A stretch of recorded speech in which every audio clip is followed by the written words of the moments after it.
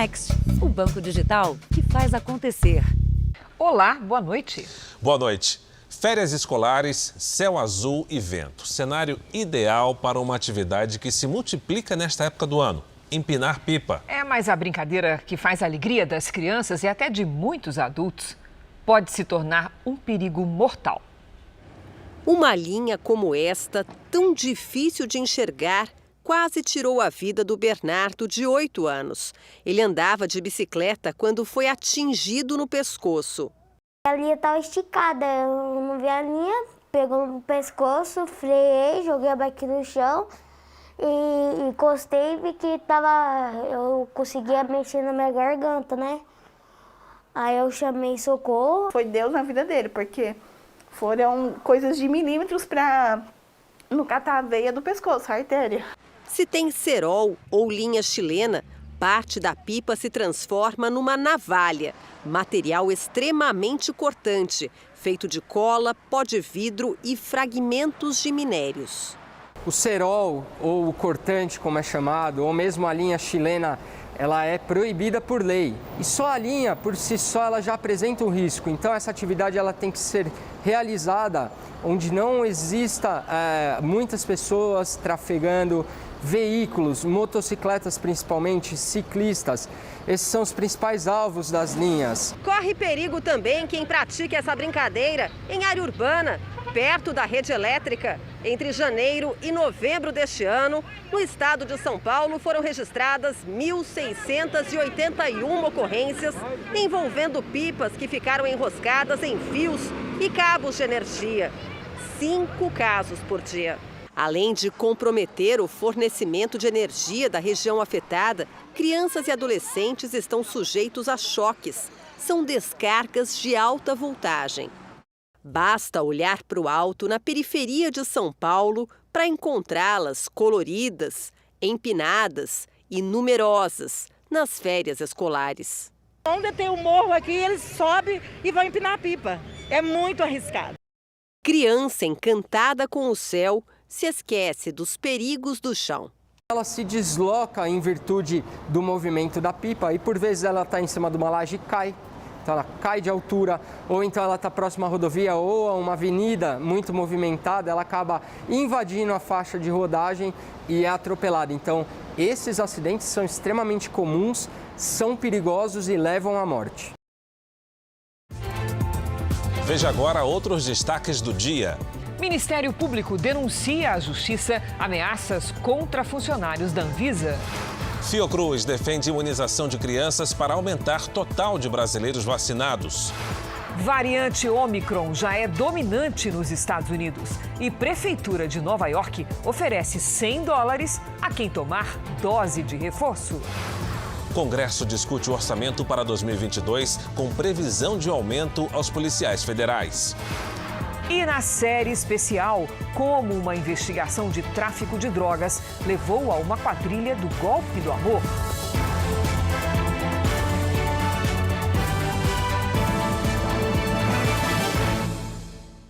Oferecimento Bradesco. Em 2022, compartilhe o seu brilho.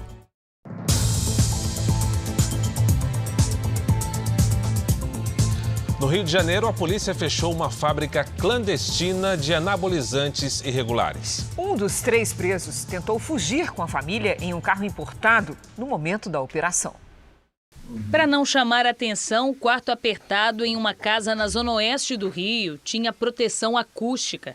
Dentro dele, os policiais encontraram essa máquina de fazer comprimidos. Milhares de cápsulas já prontas para distribuição estavam armazenadas em sacos plásticos. Outro laboratório clandestino ligado ao mesmo grupo funcionava nesse imóvel em um condomínio de luxo na região dos Lagos. No local, frascos vazios, etiquetas e produtos usados na fabricação dos anabolizantes. Felipe de Oliveira Lousada, apontado como dono do material, foi preso enquanto tentava fugir com a família. O carro importado usado por ele também foi apreendido. João Vitor Euclides Firmino seria o responsável pelas entregas e Richardson Ferreira da Silva pela venda dos produtos falsificados. De acordo com a investigação, a venda dos anabolizantes era negociada pelas redes sociais e por aplicativos de mensagens. O produto era distribuído principalmente aqui no Rio de Janeiro, mas recentemente o grupo tinha começado a vender para outros estados. A polícia agora apura a denúncia de que eles também estariam envolvidos com o tráfico de drogas. Os presos já vinham sendo monitorados havia 2 meses. Eles vão responder por organização criminosa e falsificação de medicamento. Dentro dos comprimidos, além de drogas, havia produtos como óleo de uva em condições insalubres. A maior parte desses produtos ele veio da China. Inclusive, existem já um outro carregamento que está para chegar, que provavelmente vai ser bloqueado. E aqui existe em torno de R$1 milhão em produtos químicos, materiais, equipamentos, ou seja, foi um investimento alto para essa linha de produção. Uma atitude do dia a dia que esconde um grande perigo. Em Goiás, um adolescente morreu ao tomar um choque enquanto carregava o celular na tomada. Os especialistas alertam para o risco de falar ao telefone quando ele está plugado e a chance de ter algum problema aumenta em algumas circunstâncias. O que diferenciava um do outro era basicamente o fio. Hoje em dia, como as pessoas se tornaram cada vez mais dependentes dos smartphones, é comum usar o aparelho com ele ainda na tomada, enquanto está carregando.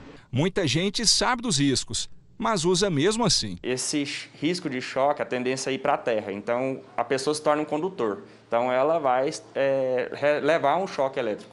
Em Alexânia, a 100 quilômetros de Goiânia, Max William dos Reis Gomes, de 14 anos, morreu depois de levar uma descarga elétrica.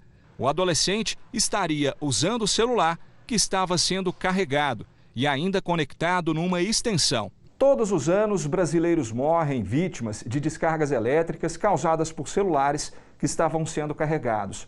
Só no primeiro semestre desse ano, foram 6 acidentes fatais.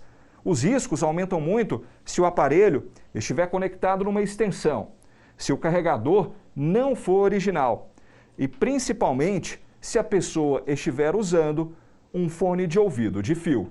Os riscos aumentam também se o tempo estiver chuvoso, por causa do risco de raios.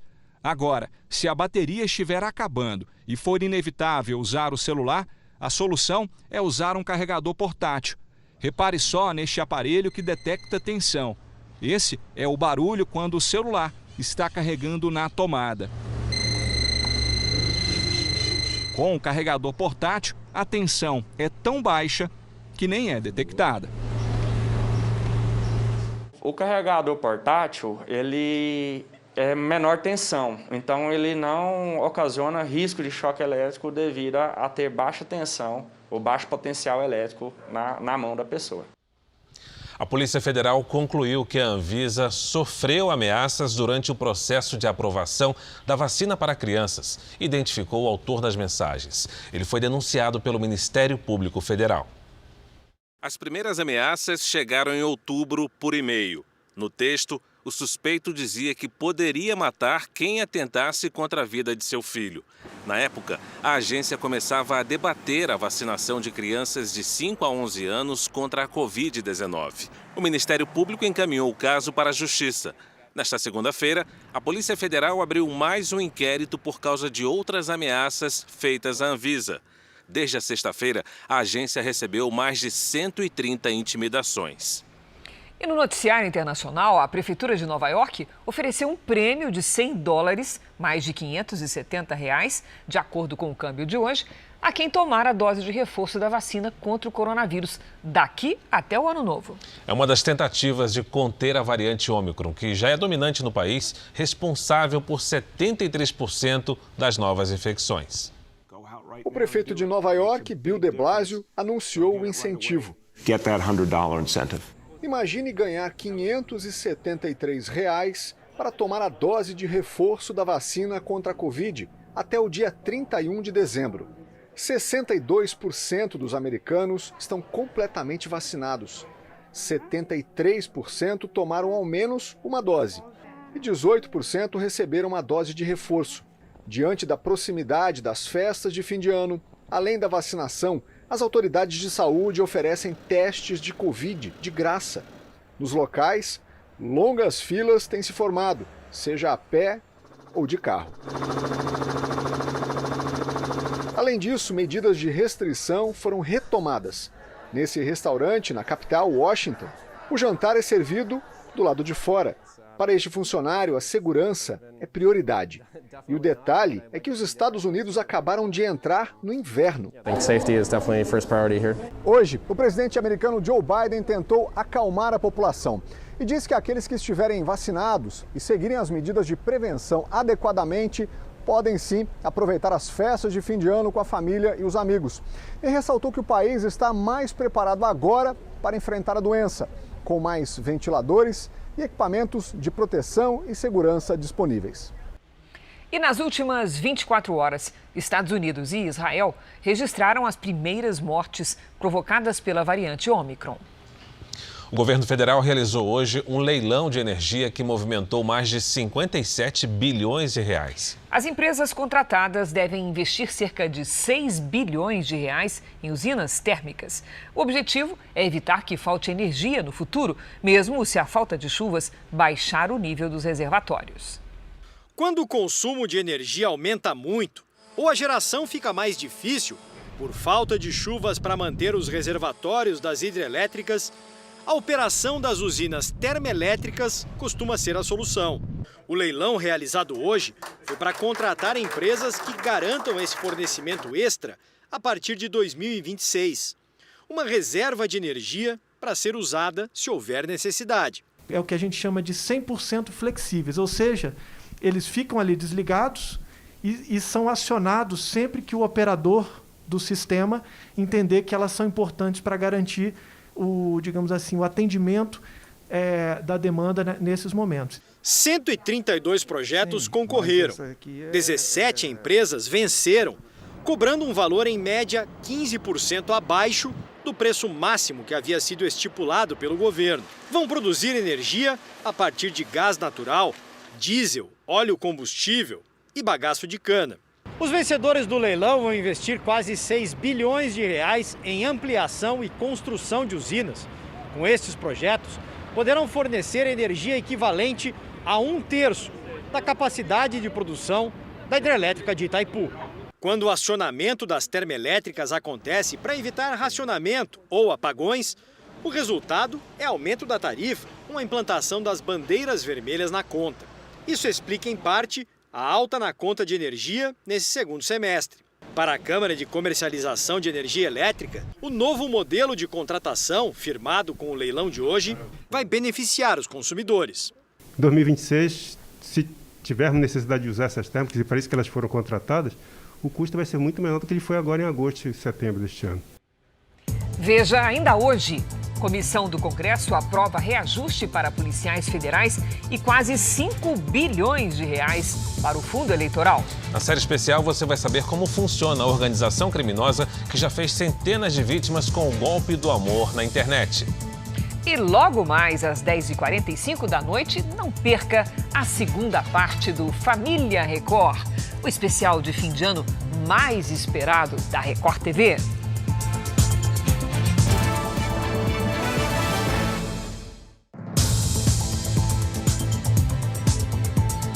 Um estudo da Fundação Oswaldo Cruz aponta que imunizar também as crianças contra a Covid é estratégico para aumentar o número de brasileiros vacinados.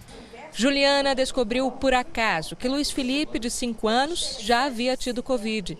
Ele não apresentou sintomas da doença.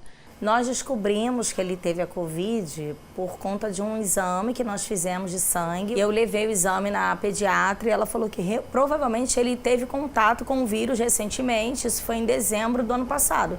Tem exatamente 1 ano. Agora ela espera uma definição das autoridades de saúde para vacinar o filho caçula e o mais velho, de 8 anos. Pesquisadores da Fundação Oswaldo Cruz defendem que crianças a partir de 5 anos tomem a vacina para evitar a chamada curva de estagnação. Segundo a Fiocruz, o país pode estar caminhando para o limite de pessoas imunizadas. Aplicar as doses em um novo público-alvo pode diminuir o risco da circulação do vírus em níveis mais altos. Desde o início de setembro, o ritmo da vacinação vem caindo, chegando a 0,08% por dia.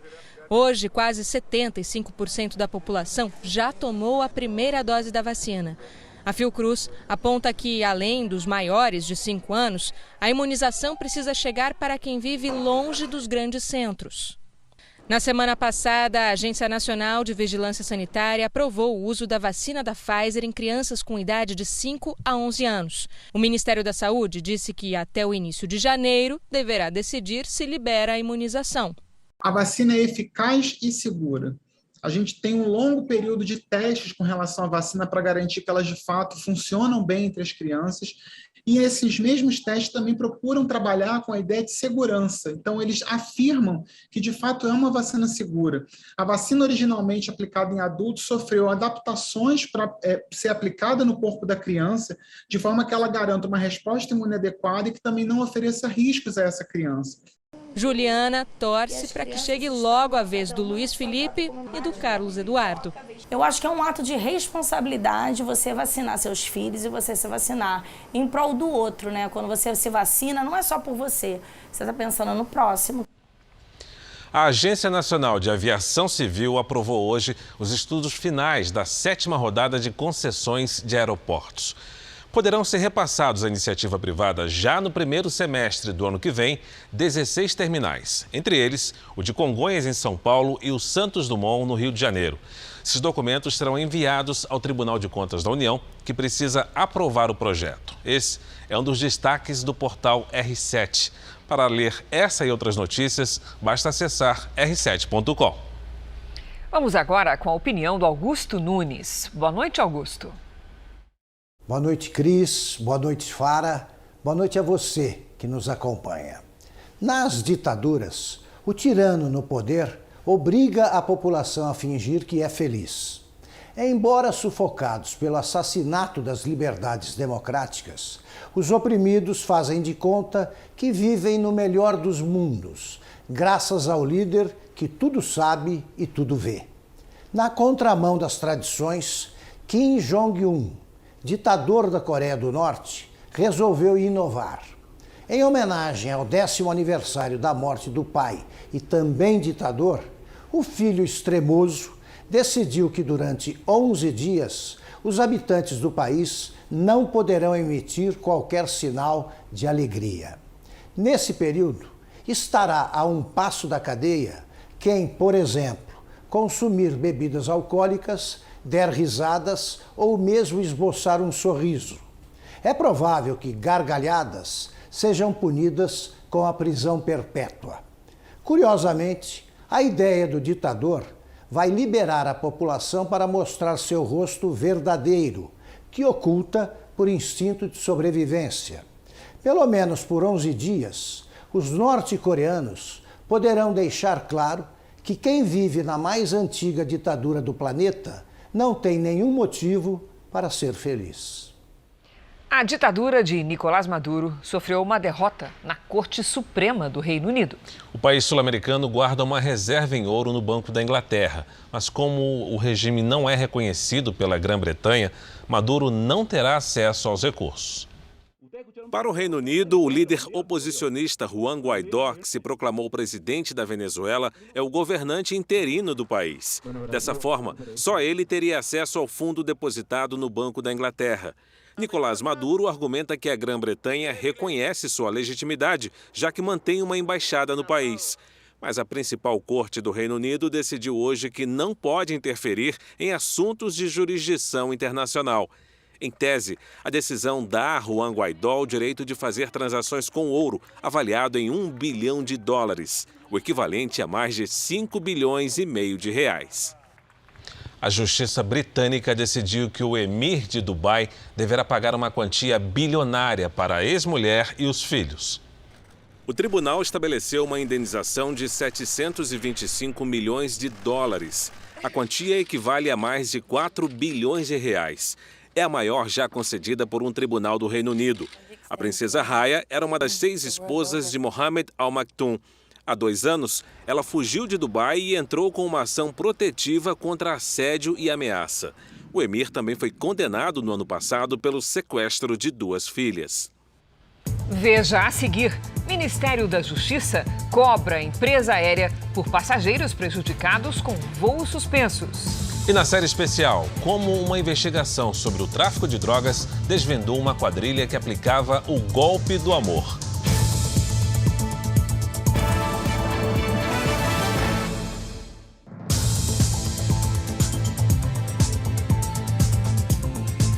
O empresário conhecido como o faraó dos bitcoins, que se encontra preso sob acusação de chefiar uma pirâmide financeira, também é suspeito de organizar um grupo de extermínio. Segundo a polícia, um dos alvos seria um concorrente nos negócios, o namorado da cantora Perla.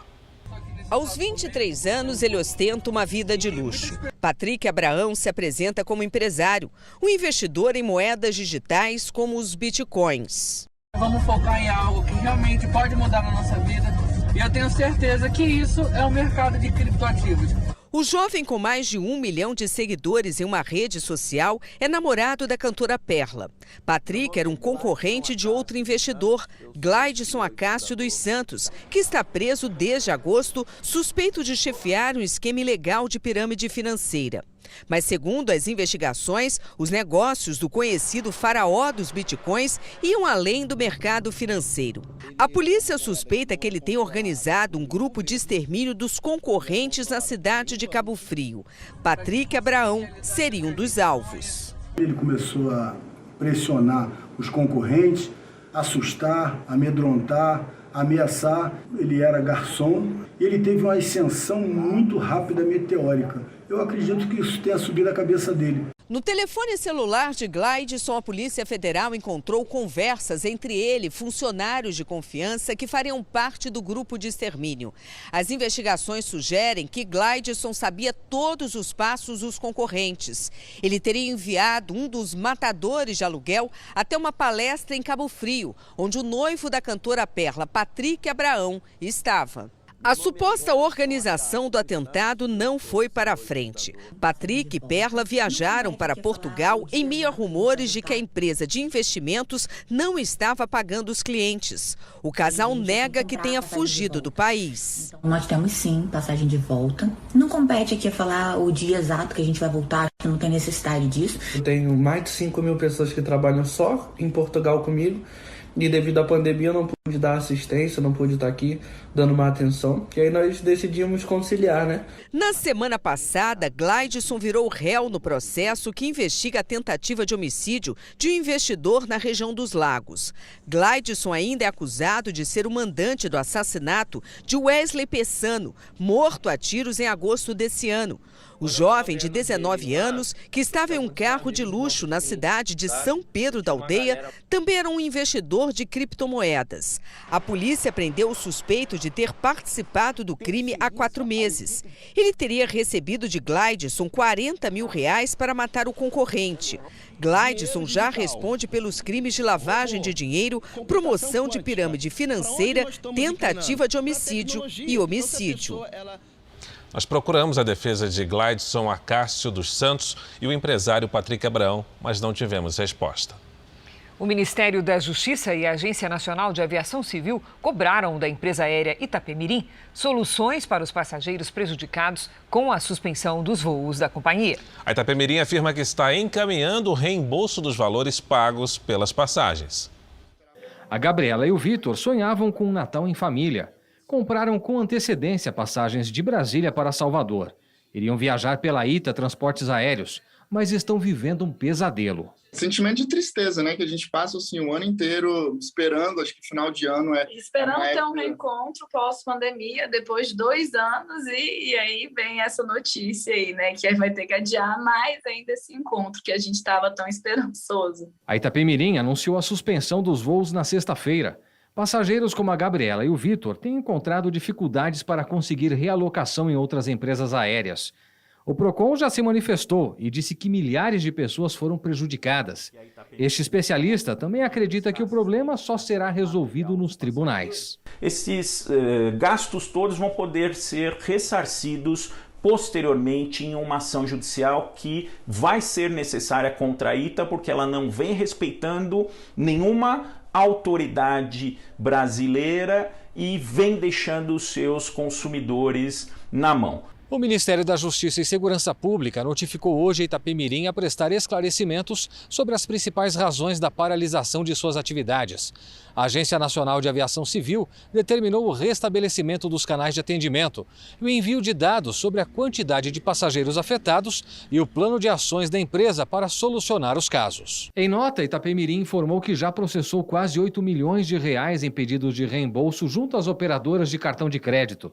A empresa afirmou que os valores serão estornados aos clientes diretamente na fatura do cartão em um prazo de até 30 dias. A ANAC afirmou que já tomou ações administrativas, além da responsabilização civil, administrativa e penal sobre o caso. A agência recomenda que os passageiros com voos previstos não compareçam aos aeroportos antes de entrar em contato com a empresa aérea e orienta o registro de reclamação na plataforma consumidor.gov.br. O Congresso Nacional vota neste momento o Orçamento da União para 2022. Pelo texto, o valor do fundo eleitoral fica em quase 5 bilhões de reais. E o do salário mínimo em R$ 1.210. Dia de reuniões e negociações intensas na Comissão Mista de Orçamento, que discute o que será feito pelo governo no ano que vem. Depois de debates entre os parlamentares e de uma reunião de líderes partidários, veio o acordo. Ficou acertado que o fundo eleitoral será de 4 bilhões e 900 milhões de reais, mais do que o dobro dos recursos gastos nas últimas eleições gerais, cerca de 2 bilhões, e um pouco menor do que havia sido previsto inicialmente pelos parlamentares, de 5 bilhões e 700 milhões. O corte de quase 1 bilhão no fundo eleitoral foi para recompor recursos da educação e da ciência e tecnologia, que sofreram cortes. Nós estamos vendo aqui, mais uma vez, um aumento no fundo eleitoral. Reduziu em relação ao que estava na LDO, sim, de 5,7 bilhões para 4 bilhões 934 milhões. Para campanhas eleitorais é um absurdo, estamos na pandemia. Chega de discurso bravateiro. Sabe-se claramente que em 2015, 2016, o país passou por uma fase em que se discutia o financiamento empresarial de campanha e a decisão tomada naquele momento, impelida pelo julgamento do Supremo Tribunal Federal, foi no sentido de que as doações empresariais de campanha eram inconstitucionais e precisaríamos, de fato, trabalhar com o financiamento público de campanha, e é exatamente isso que o Parlamento brasileiro, de forma responsável, tem sido feita. O salário mínimo ficará em R$ 1.210, um reajuste para recompor a inflação, que deve fechar em cerca de 10% este ano. O total de 1 bilhão e 700 milhões de reais será usado para o aumento dos salários dos policiais federais, penais e rodoviários, uma promessa do presidente Jair Bolsonaro. 89 bilhões e 300 milhões serão usados para pagar o Auxílio Brasil para 17 milhões de famílias e 16 bilhões serão utilizados em emendas parlamentares de relator. No fim da tarde, o parecer do relator Hugo Leal foi aprovado pelos deputados e senadores da Comissão Mista de Orçamento. O texto prevê um orçamento total de 4 trilhões e 800 bilhões de reais. Quase 3 trilhões são gastos efetivos. 1 trilhão e 800 bilhões são os recursos para custear a dívida pública, como juros, por exemplo. Ainda é necessária aprovação no plenário do Congresso Nacional. Continua a sessão lá no Congresso. A sessão é conjunta. Os deputados já aprovaram o orçamento. Falta agora os senadores. Mas de Brasília, ao vivo, quem tem as informações é Tiago Nolasco. Boa noite, Tiago. Quais são as últimas decisões dos deputados quanto ao orçamento? Oi, Cris. Boa noite para você, para o Fara e para todos. Na Câmara, o texto foi aprovado com os votos de 358 parlamentares e, neste momento, o plenário do Senado analisa o orçamento. Tudo indica que os senadores também vão aprovar o texto, já que existe um acordo entre os partidos. Com isso, os parlamentares vão entrar no período de recesso, já que e voltam a trabalhar no ano que vem. E o texto segue para a sanção do presidente Jair Bolsonaro. De Brasília, Tiago Nolasco. Obrigada, Nolasco. Veja a seguir, o verão chega com calor forte em partes do Brasil. Na nossa série especial, as técnicas que as quadrilhas do golpe do amor usam para enganar as vítimas pela internet. E logo mais, às 10h45 da noite, as brincadeiras e as surpresas da segunda parte do especial Família Record.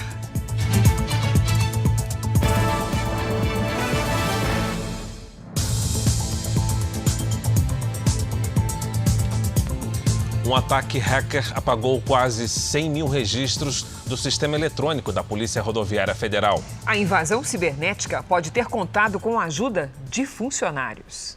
A equipe de tecnologia da Polícia Rodoviária Federal descobriu que 97.900 documentos foram apagados. Os primeiros ataques cibernéticos ocorreram no último dia 10 de dezembro. Uma reportagem do portal R7 revelou que os dados excluídos são relacionados a motoristas, veículos e também a policiais. A PRF confirmou a invasão, disse que a ação foi bloqueada e nega vazamento de informações. Outros órgãos do governo também sofreram com falhas de segurança e ainda apresentam instabilidade nos sistemas. O Conect SUS, aplicativo do Ministério da Saúde, continua fora do ar. Os portais da Agência Nacional de Transportes Terrestres, da Agência Nacional de Águas e Saneamento Básico e da Embratur também sofreram ataques. O sistema da Polícia Federal também foi alvo dos hackers. As investigações estão sendo conduzidas por integrantes da PF e do Gabinete de Segurança Institucional. Existe a suspeita de que servidores com acesso privilegiado tenham participado da ação criminosa. A União Europeia decidiu que o passaporte de vacinação vai perder a validade depois de 9 meses. A medida obriga a pessoa a tomar a dose de reforço. A partir de fevereiro, quem não tomar a terceira dose estará proibido de viajar entre os países do bloco. Segundo a Agência Reguladora de Medicamentos da Europa, a dose de reforço se mostrou eficaz contra a Omicron. Para conter a propagação em Portugal, o governo anunciou o fechamento de bares a partir do dia 25. No Reino Unido, o primeiro-ministro disse que não vai impor novas restrições, pelo menos até o Natal. A Organização Mundial de Saúde alertou para uma possível sobrecarga nos sistemas de saúde da Europa nos próximos meses por causa da nova variante. O verão começou oficialmente hoje, à 1h da tarde. Nessa estação do ano, os dias são mais longos e costuma chover bastante. E mesmo com um certo friozinho fora de época em algumas cidades, o calor deve vir forte nessa temporada. Já ouviu o ditado "vai pela sombra"? Aqui no carrinho de churros da AID, nem assim para se livrar do calor. Quente demais, não dá com fritura, né? É só o começo do verão. Sério? Vai esquentar mais? E olha que o verão acabou de dar as caras. No Paraná, as temperaturas em algumas regiões chegaram a 41 graus nos últimos dias. Em Mato Grosso do Sul, a cidade de Porto Murtinho, na fronteira com o Paraguai, registrou 40 graus hoje. Na capital Campo Grande, a mulher tenta espantar o calorão se abanando. A vendedora espalha o gelo na mercadoria, mas nem o pezinho na água ou o sorvete parecem dar jeito. Muita gente já sentiu o clima. Não tem pedestre na rua e a gente está numa das principais avenidas aqui de Campo Grande. O calor tá de matar. E para gravar essa reportagem aqui na rua, só com a ajuda do ar-condicionado do carro, que é para não empapar de suor, e água para matar a sede. Já com perdão do trocadilho, o consumo dessas garrafinhas de água está aquecido. As vendas em bares e restaurantes aqui do centro triplicaram. A gente entregava 450 fardos por dia. Aqui na cidade? Isso, aqui no centro. E agora? Agora está entregando média de 1.200. A Maria Antônia traz a garrafinha de casa para ela e para o neto João Pedro, de 9 anos. E vem embrulhadinha na toalha. Fica bem geladinha, a gente passa no corpo, né, para refrescar. Imagina o que passa o Alfredo varrendo as ruas nesse calor. Só muita água no bico para ajudar. A gente tem que fazer, tem que trabalhar, né? Só tomando uma aguinha de boa, tranquilo e continuando a vida. Bem-vinda ao time a nossa colega Verusca Donato. Previsão do tempo. A primeira tarde do verão foi marcada por um calor e tempo abafado na maior parte do país. Na capital paulista, os termômetros ficaram 6 graus acima da média. Vamos saber como é que vai ser a quarta-feira com a Lidiane Sayuri. Boa noite, Lidi. Oi, Cris. Boa noite para você, para o Fara, para quem nos acompanha aí em casa. Olha, com mais calor e pancadas de chuva. Neste momento, as nuvens mais carregadas estão sobre o nordeste e o norte do país. Este cenário muda nesta quarta-feira. Uma frente fria avança e leva chuva para os 3 estados do sul. No centro-oeste e no sudeste, o dia ensolarado com chuva forte à tarde em pontos isolados. Entre a Bahia e Mato Grosso, atenção, a chuva vai ser bem volumosa. Nos próximos dias, tem transtornos previstos no Espírito Santo, norte de Minas e no sul da Bahia. Áreas que já estão com o solo muito encharcado. Em Porto Alegre, máxima de 31 graus. Em Brasília, 28. Na capital baiana, que já registrou 3 vezes a chuva esperada para o mês, faz 29 graus. Em São Paulo, mudanças a partir desta quarta-feira com risco de temporais à tarde, máxima de 32 graus. Na quinta e na sexta, 24. No sábado, não chove e faz 27. Então vamos ao Tempo Delivery com a mensagem do Fabrício, da cidade de Bela Vista do Paraíso, no Paraná, Lidiane. Vamos lá, Fara. Oi, Fabrício. Olha, esta quarta-feira começa ensolarada e quente. Faz até 34 graus e à tarde tem risco de temporais. Na quinta, 31, com chance de chuva leve. Aí na sexta, não chove. A Lindalva é do chamado Norte Fluminense, Macaé, no Rio de Janeiro. Opa! Lindalva, seguinte, quarta-feira com 33 graus e pancadas de chuva à tarde e à noite. Na quinta faz 29 com chuva rápida a qualquer hora. Agora olha só, sexta-feira, véspera de Natal, risco de temporais com 27 graus. Participe você também do Tempo Delivery pelas redes sociais. Mande uma mensagem com a hashtag você no JR para aparecer aqui no nosso telão. Até amanhã, gente. Obrigada, Lidy. Obrigado, Leide. A organização criminosa que já fez centenas de vítimas com o golpe do amor na internet foi descoberta por acaso pela polícia de São Paulo. Os investigadores estavam no encalço de uma quadrilha que levava drogas para dentro de presídios quando encontraram extratos bancários com cifras milionárias. É o que você vai ver na reportagem de hoje da nossa série especial.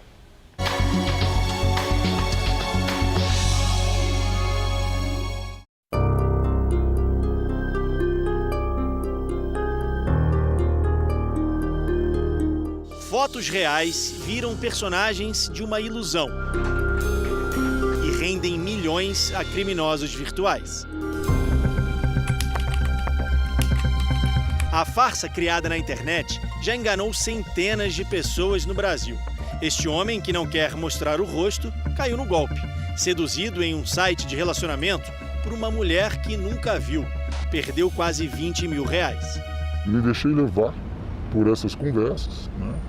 E hoje realmente eu vejo que seria impossível ser verdadeiro isso.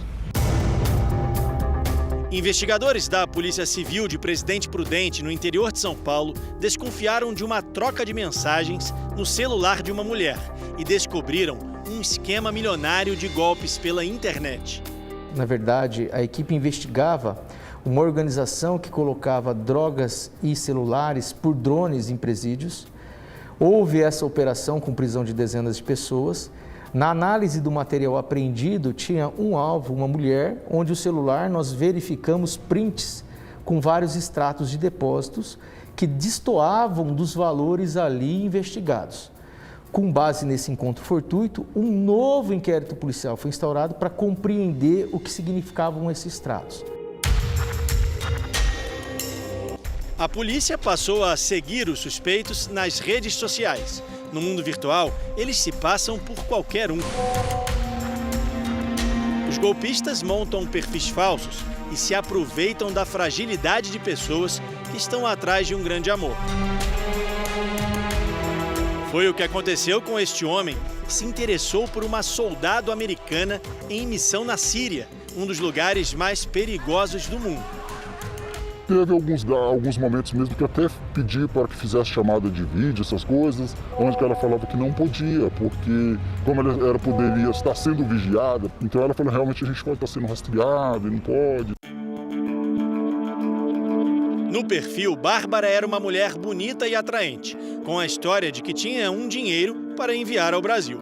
Mas para isso, precisava primeiro destravar a burocracia na alfândega. Que ela era uma soldado americana, estava em uma missão, ela junto com o pai dela.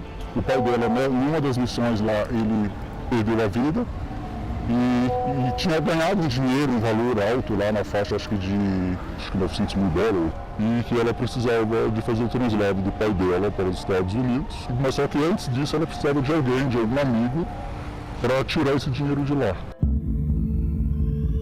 Mesmo casado, o homem passou a pagar para ajudar a suposta namorada virtual. Caiu no golpe. A recompensa seria 30% da suposta herança, R$1,5 milhão de reais. O criminoso se aproveita de quê? São pessoas muito sagazes, eles conseguem, né, esses criminosos aí, eles conseguem realmente perceber através do discurso, através de um gesto, de um comportamento, eles conseguem identificar aonde está a vulnerabilidade dessa pessoa.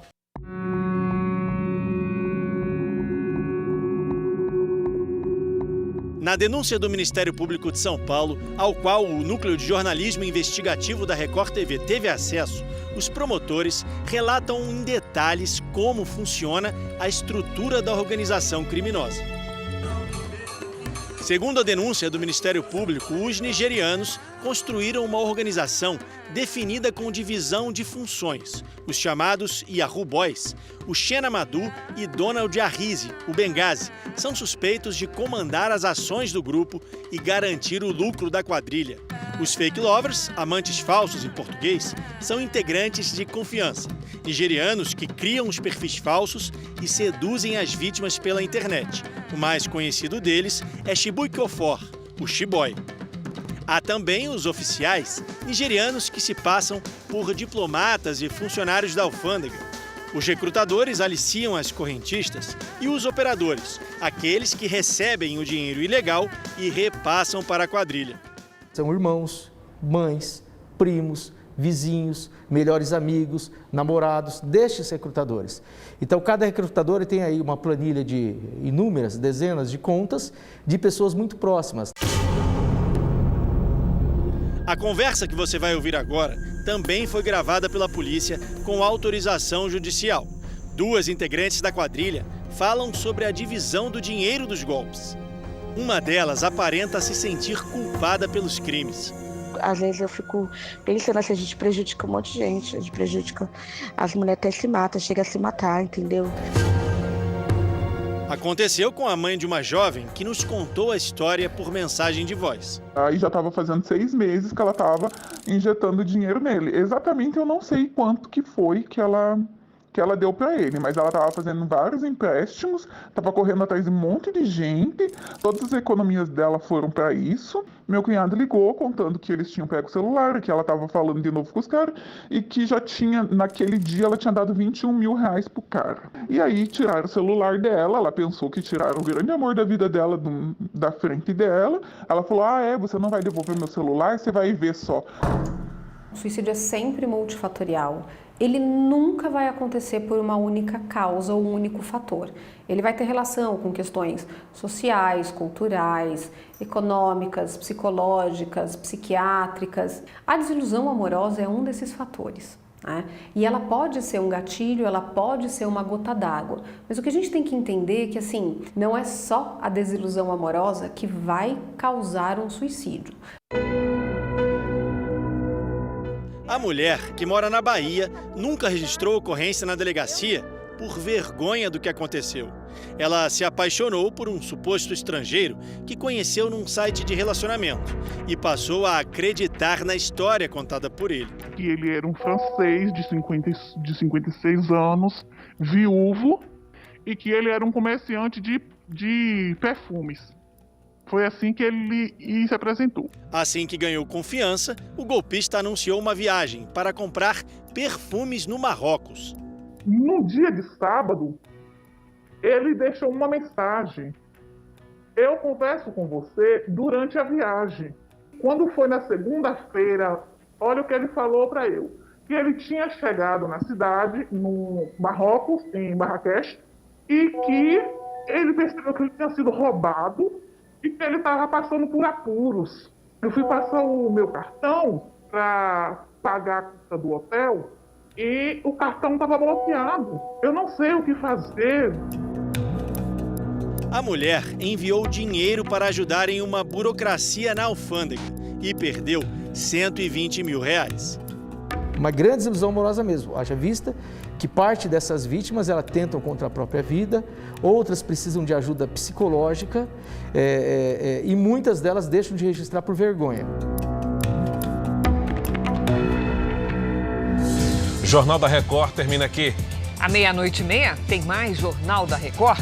Fique agora com o episódio de hoje, Esposa para Isaac, em A Bíblia.